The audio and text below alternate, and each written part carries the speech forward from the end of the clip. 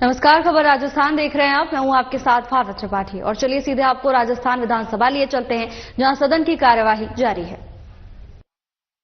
निश्चित रूप से आप इस पे पूरा विचार करके इनको आप लागू करेंगे और खासतौर से जो मैं बात से आपसे कह रहा हूं आयुष डिपार्टमेंट के लिए, इस पे भी माननीय मंत्री महोदय आपके पास में डिपार्टमेंट नहीं हो, लेकिन डिपार्टमेंट जिसके पास भी है उनसे बात करके, क्योंकि चिकित्सा पद्धति केवल मेडिकल ही नहीं है, आयुष भी चिकित्सा पद्धति है।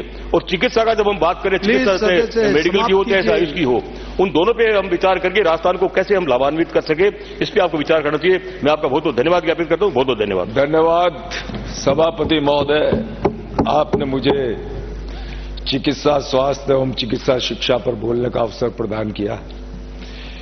संपूर्ण विश्व में यदि कोई संवेदनशील, सबसे संवेदनशील विषय है तो चिकित्सा और स्वास्थ्य, क्योंकि एक रुग्ण बीमार व्यक्ति बड़ी आशा भरी उम्मीद के साथ किसी चिकित्सालय में जाता है, एक अच्छे चिकित्सक की तलाश करता है और उसका प्रयास होता है कि वो जल्दी से जल्दी ठीक हो जाए। और जब उसे अच्छी चिकित्सा, अच्छी व्यवस्था है, अच्छे संसाधन मिल जाते हैं, अच्छा वातावरण उसको मिल जाता है, तो उसके मन से ही, मानसिक रूप से ही उस अनुकूल वातावरण में 50% तो यूं ही सही हो जाता है। माननीय सभापति महोदय, आज जो बातें कह रहे थे बायतू से आने वाले माननीय हमारे विधायक जी और हमारे आदरणीय सभापति जी पारिक साहब, तो निश्चित रूप से जैसे जैसे आधुनिकीकरण बढ़ा है, भौतिकवाद बढ़ा है, कृषि उत्पादों में यूरिया, पेस्टिसाइड और केमिकल का उपयोग बहुत अधिक तेजी के साथ बढ़ा है। हवा, पानी, खाद्य पदार्थ, ये सब बहुत तेजी के साथ दूषित होने लगे। और बायतू से आने वाले हमारे विधायक महोदय की चिंता थी कि ये कौन ठीक करेगा।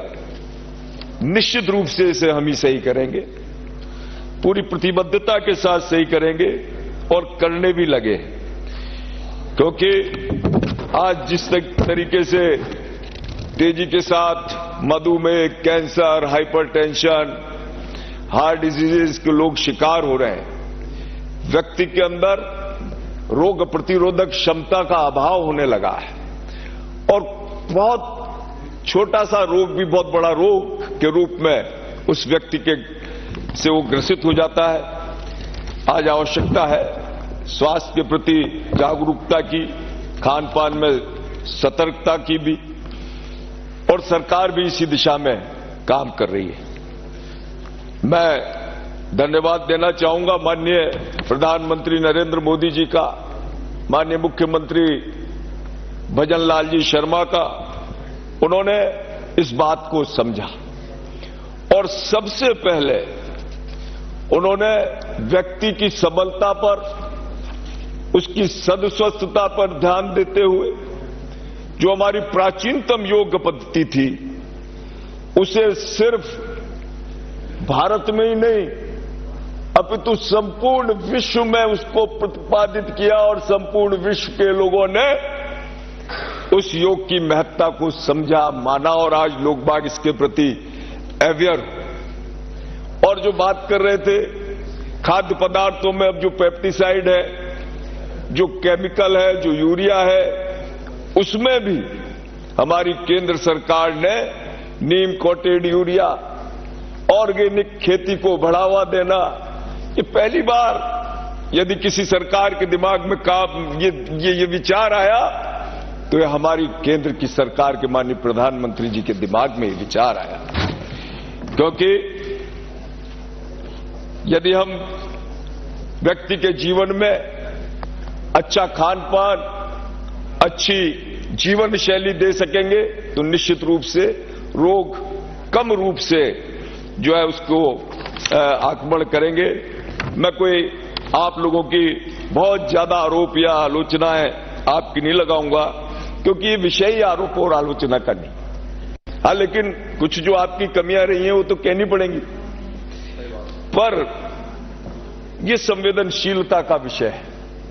चाहे ये हो, सभी को मिलकर विचार करना होगा कि इन जो कारक हैं जो आप भी बता रहे हो, हम भी जानते हैं, उनका क्या इलाज है, कैसे उन कारकों को हम रोक सकते हैं। और ये सब हमारी जिम्मेदारी भी है, दायित्व भी है, क्योंकि 2.5-3 लाख की संख्या में लोग हमें जिताकर यहां भेजते हैं, हमसे अपेक्षा भी करते हैं, और वो हमें अपना हीरो मानते हैं। कोई भी परेशानी आ जाएगी तो हमारे विधायक जी हमारे आगे खड़े रहेंगे, हमारे साथ खड़े रहेंगे, कोई सी भी जटिल परेशानी में, कोई भी दिक्कत में। ये लोगों की अपेक्षा हमसे रहती है, हमें अपने प्रतिनिधि के रूप में मानते हैं। जिस तरीके से आज आवश्यकता है कि किस आधुनिक चिकित्सा का भी पूरा सरकार ध्यान दे और साइड इफेक्ट रहित चिकित्सा भी चिकित्सा के क्षेत्र में आगे बढ़े। और साथ ही साथ जैसा हमने कोरोना में देखा, कोरोना की बात कर रहे थे, कोरोना में वो स्थिति थी कि यदि माननीय प्रधानमंत्री नरेंद्र मोदी जी नहीं हो, और मुझे याद है वो मंजर, वो भय उत्पन्न करने वाला वो दृश्य, आपके मंत्री भी 3-3, 4-4 मंत्री दिल्ली जाकर माननीय लोकसभा अध्यक्ष ओम बिरला जी से मिले थे, ऑक्सीजन के लिए भी आपने हाथ खड़े कर दिए थे, और आप सब गायब हो गए थे मुख्यमंत्री जी के समय। आपको याद है या भूल गए? आप भूल भी जाओ, परंतु जनता कभी इसे भूलने वाली नहीं। वो एक दंश की तरह, घाव की तरह उनके सीने पर अमिट छाप है जो आपने उनके साथ कोरोना में किया था। चुप गए थे आप, और उस समय ऑक्सीजन कंटेनरों से, टैंकरों से राजस्थान की धरती पर आई थी, लोगों की जान बची थी। खेप की खेप रेमडेसिविर, अन्य दवाइयां जितनी भी संबंधित थी, मास्क और सब, ऑक्सीजन कंसंट्रेटर, ऑक्सीजन के सिलेंडर, सब केंद्र सरकार के माध्यम से लाए गए थे और लोगों की जान बचाने का प्रयास किया गया था। परंतु आपने जिस तरीके से हाथ खड़े कर दिए थे, मेरा मानना है कि ये सरकार का दायित्व होता है ऐसी स्थिति में खड़े होकर लोगों की मदद करना। केंद्र की सरकार ने देश को एम्स दिए, मेडिकल कॉलेज दिए, डायलिसिस योजना में चिकित्सा उपकरण दिए, परंपरागत चिकित्सा पद्धतियों का संरक्षण किया और आयुर्वेद में नए अनुसंधान को प्रोत्साहित किया। इसके काम केंद्र सरकार ने किए।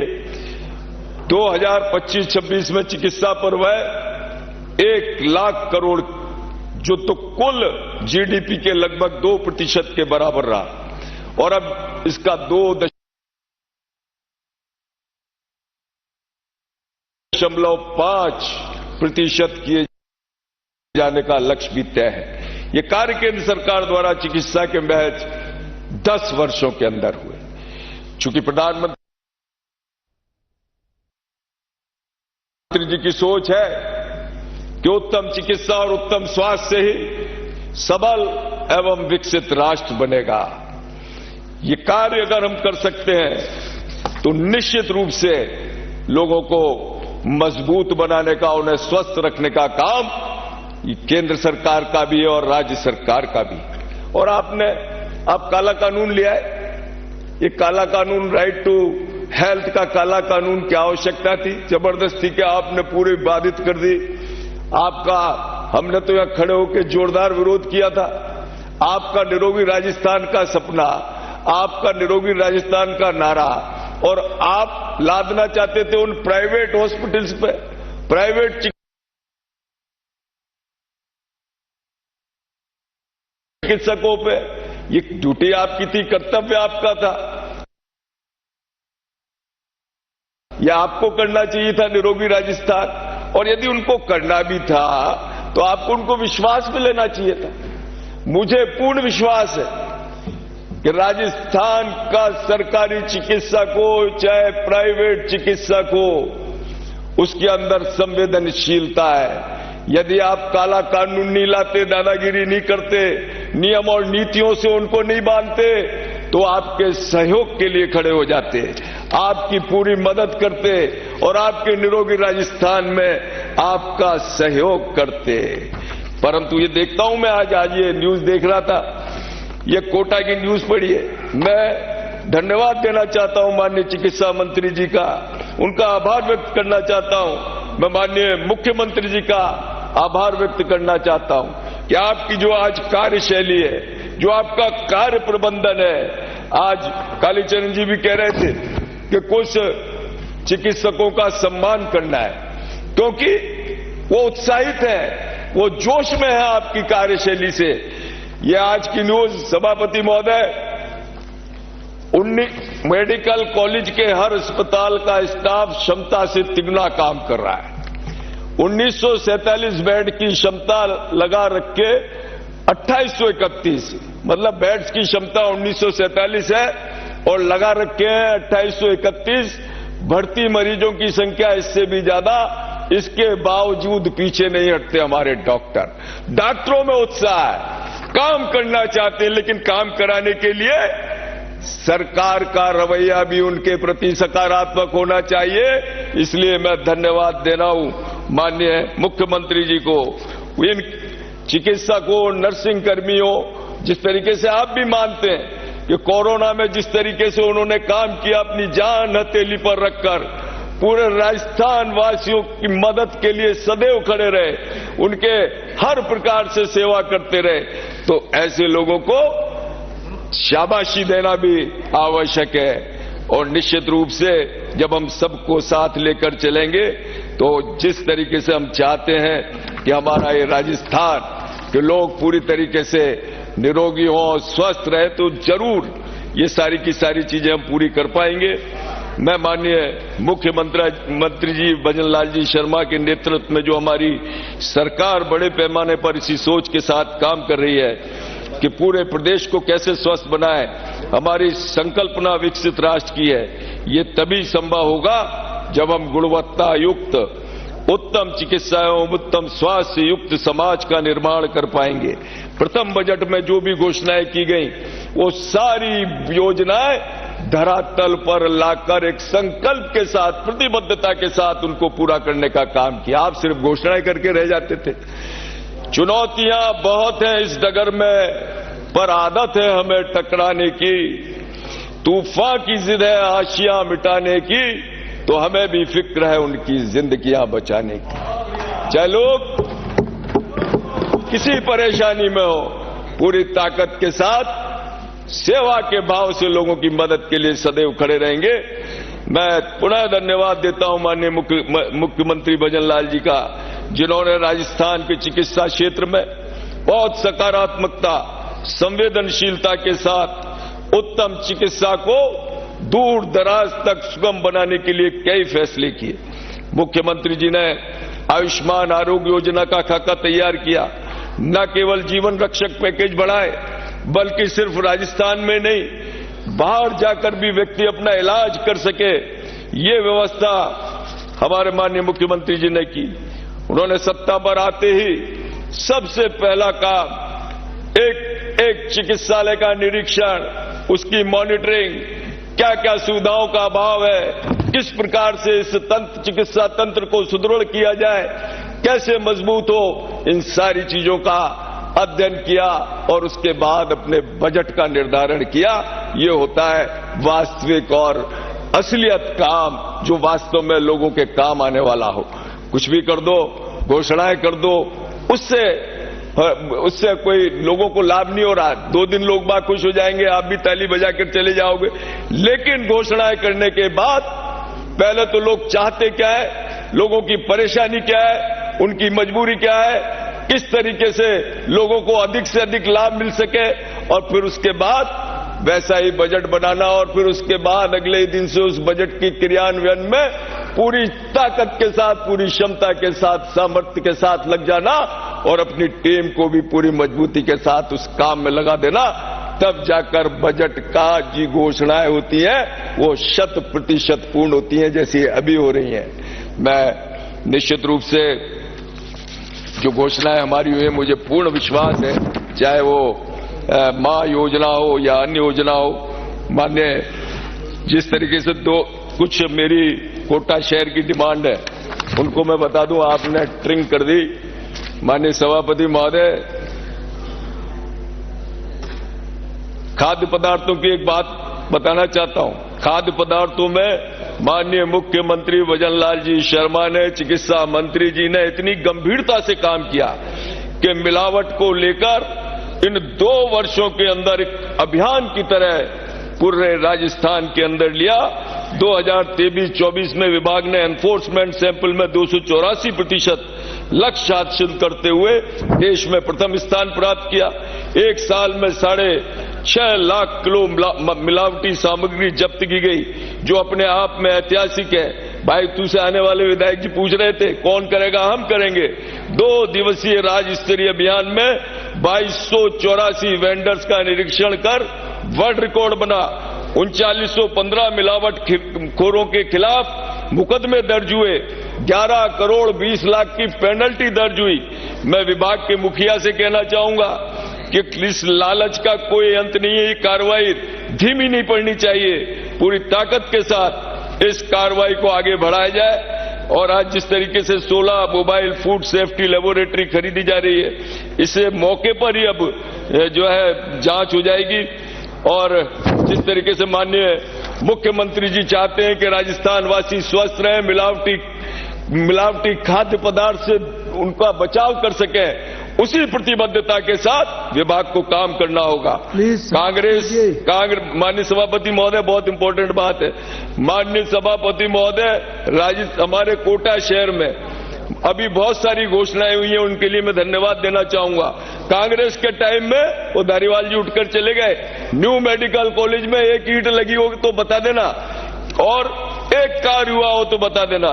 परंतु मैं सिर्फ इतना कहना चाहूंगा कि कोटा शहर चंबल नदी के किनारे बसा है, यहाँ वन है, प्राकृतिक वातावरण है, यहाँ के वनों में बड़ी संख्या में दुर्लभ जड़ी बूटियां पाई जाती हैं। चंबल के तट पर आयुर्वेद एवं प्राकृतिक चिकित्सा, योग एवं पंचक्रम पद्धति के मेडिकल टूरिज्म की अगर स्थापना कर दी जाए तो निश्चित रूप से राजस्थान में एक बड़ा आयुर्वेदिक हब हम कोटा शहर में बना सकते हैं, जब पूरे देश भर से लोग बाग अपना आयुर्वेद के माध्यम से अपना इलाज करने आ सकते हैं।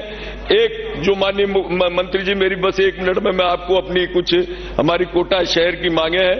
एक तो हमें international radio cardiac cath lab की आवश्यकता है, 128 लाइव CT scan machine, advance life support वाली 5 ambulance, simulator lab, robotic hand और आदर्श सीएससी दादाबाड़ी का उन्नयन, आदर्श सीएससी विज्ञान नगर में पर्याप्त पदों का सृजन, कोटा शहर की बड़ा बस्ती, क्रशर बस्ती, घोड़ा बस्ती, दुर्गा बस्ती, श्रीनाथपुरम में नए आयुष्मान आरोग्य कॉलेज खोले जाए। हमारे यहाँ दूध तल का निर्माण पूरा हो चुका है, जिसमें 1150 बेडों की क्षमता है। वर्तमान में 340 नर्सिंग कर्मियों के पद स्वीकृत हैं, उनको वो पर्याप्त नहीं है। नर्सिंग स्टाफ के पद, आईसीयू के उपकरण व फर्नीचर के लिए बजट जो है स्वीकृत किए जाए। कोटा का विस्तार होने से कोटा में एक और नर्सिंग कॉलेज और मेडिकल कॉलेज खोलने की महती आवश्यकता है। बहुत बहुत आभार, बहुत बहुत धन्यवाद माननीय सभापति महोदय।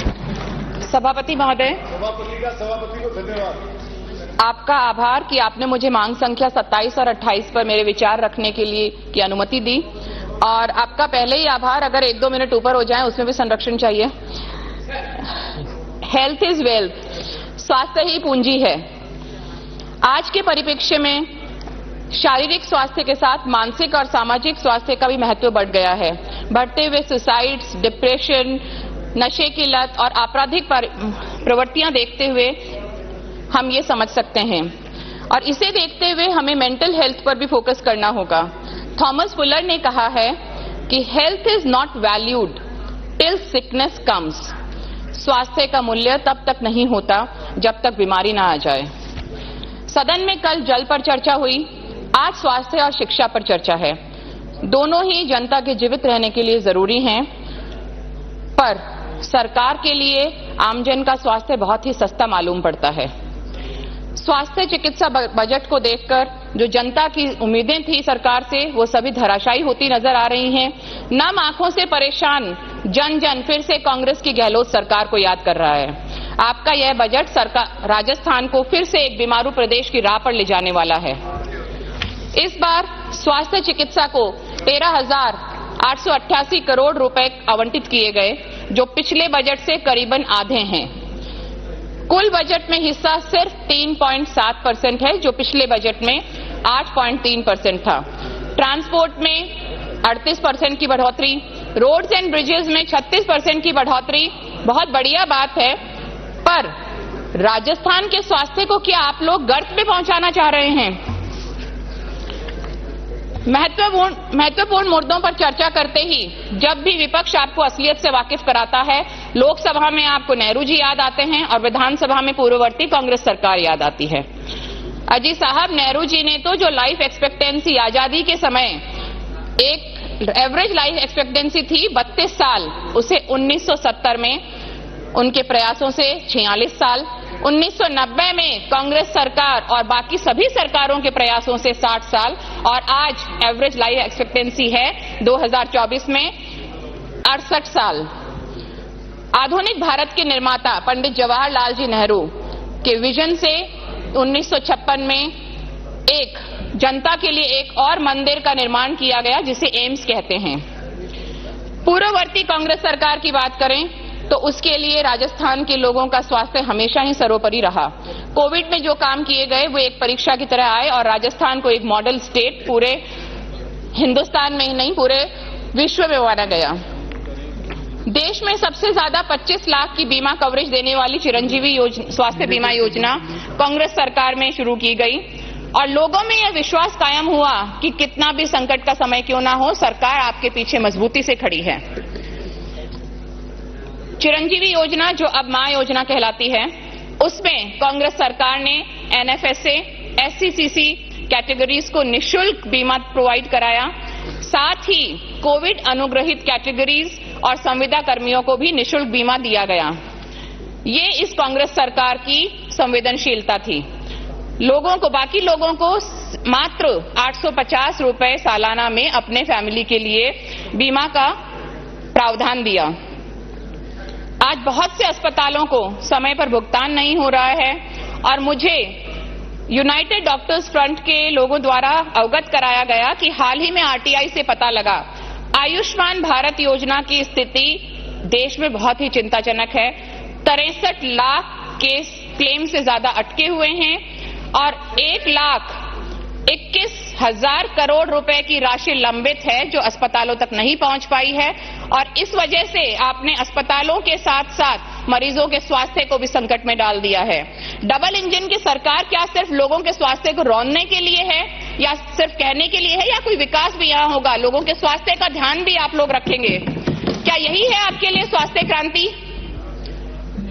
मरीज लंबी लाइनों में लगकर दवा तो लिखवा लेता है, पर मेडिकल स्टोरों पे मां योजना, एमएनडीवाई योजना में दवाएं उपलब्ध नहीं हैं और जो दवाएं हैं वो जांच सैंपल्स उनके जो भेजे जा रहे हैं उसमें कहीं भी वो क्वालिटी क्राइटेरिया को पास नहीं कर पा रहे, क्वालिटी चेक्स में फेल हो रहे हैं, पर सरकार द्वारा कोई भी कार्रवाई होती इस पर नजर नहीं आ रही।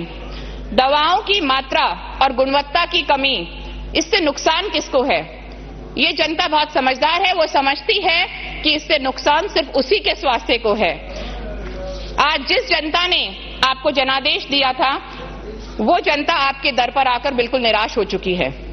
मां योजना, वाउचर योजना शुरू की गई, मां वाउचर योजना, जिसमें गर्भवती महिलाओं को प्राइवेट सोनोग्राफी सेंटर्स पे सोनोग्राफी की सुविधा दी गई। पर देखिए, यह वाउचर माह में सिर्फ 9, 18 और 27 तारीख को जारी होता है। पूरे राजस्थान में 1248 सेंटर्स पे यह सुविधा उपलब्ध है और आज दिन तक कोई भी सेंटर को सरकार द्वारा पेमेंट नहीं किया गया और अभी तक तो ये भी क्लियर नहीं है कि किस हेड द्वारा इसको पेमेंट किया जाएगा। सिर्फ नॉर्मल सोनोग्राफी इसमें है, जो आज की स्थितियों को देखते हुए anti-NB scan, anomaly scan, Doppler scan उनकी जरूरत पड़ती है, उसका कोई प्रावधान नहीं है। और बढ़ती कॉन्जेनाइटल विकृतियों को देखते हुए मार्कर टेस्ट का कोई प्रावधान नहीं है, तो सरकार को इस पर भी जरूर विचार करना चाहिए। सबसे बड़ी विडंबना देखिए, ट्रांसप्लांट्स की बात हम करते हैं, neuro surgery, robotic surgery, onco surgery, बड़ी बड़ी बातें करते हैं, पर दुनिया की जननी एक प्रसूता को मां योजना में प्राइवेट हॉस्पिटल में डिलीवरी का हक नहीं दिया जाता। दोगला व्यवहार सिर्फ महिलाओं के साथ यहां पर हो रहा है। जो महिला सरकारी अस्पताल में भर्ती है, वहां ऑपरेशन से डिलीवरी की सुविधा नहीं है। इमरजेंसी में या तो उसे दूर एक सरकारी अस्पताल में जाना पड़ता है या प्राइवेट अस्पताल में जाकर खुद की जेब से खर्चा करना पड़ता है। इस तरह से हमने राजस्थान विधानसभा की कार्यवाही का सीधा प्रसारण आप देख रहे थे, जिसमें सत्ता पक्ष और विपक्ष आमने सामने नजर आए। सदन में जनहित के तमाम मुद्दे चर्चा का केंद्र है, खासकर शिक्षा और स्वास्थ्य को लेकर बातचीत की गई। संदीप शर्मा जब सत्ता पक्ष की ओर से खड़े हुए तो न केवल उन्होंने सरकार की पीठ थपथपाई, बल्कि डॉक्टर्स की सराहना भी की, और इसके बाद जैसे ही वो चुप हुए तो विपक्ष की ओर से जो प्रतिनिधि खड़ी हुई, उन्होंने सत्ता पक्ष के तमाम दावों को खोखला कह दिया। फिलहाल के लिए बस इतना ही। जल्द हाजिर होंगे नई अपडेट्स के साथ। नमस्कार।